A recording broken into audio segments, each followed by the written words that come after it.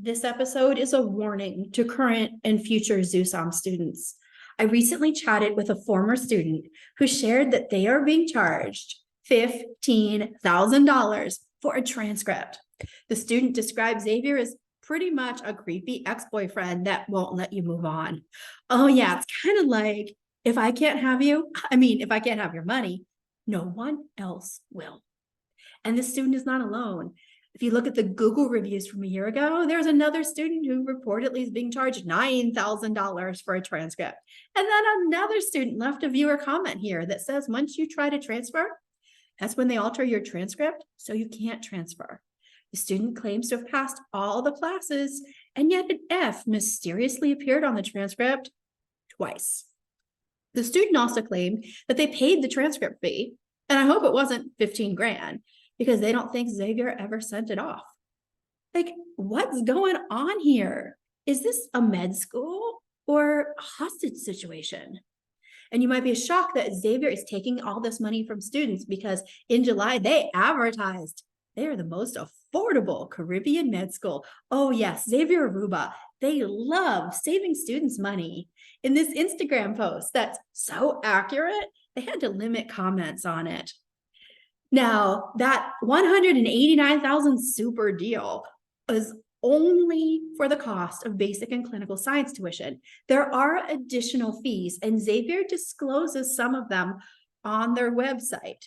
But this is incredibly deceptive because you get the impression that Xavier's being honest with you, and they're disclosing all these minor fees that, yeah, you can afford that. But what's missing on this list of fees? The largest fee that you will be charged, the leave of absence fee. The LOA are thousands of dollars that you will have to pay while you prepare for the USMLE pretty much on your own.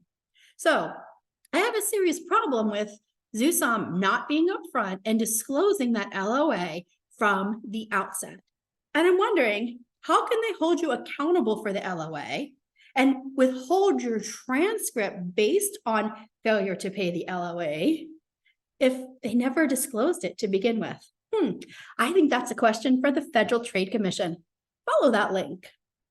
Now, I am so frustrated right now with ACCM, the accrediting body, because these transcript problems were happening 2 years ago in 2021. And I contacted ACCM, and they gave me instructions on how students can file a complaint, and I posted that video. And here we are 2 years later, and it's still not resolved. There are accreditation standards for access to your educational record. There are standards for correcting errors in your educational record. ACCM is responsible for enforcing those accreditation standards and overseeing the medical schools that they accredit. If you are disappointed in ACCM and you don't agree with their behavior, they are overseen by the World Federation for Medical Education. And the interesting thing is, ACCM's recognition with WFME expires in 2026, and they'll be up for a re-review. So this is the time, if there are problems with what ACCM is doing, let the World Federation know. And here's the list of contacts to oversee the overseer.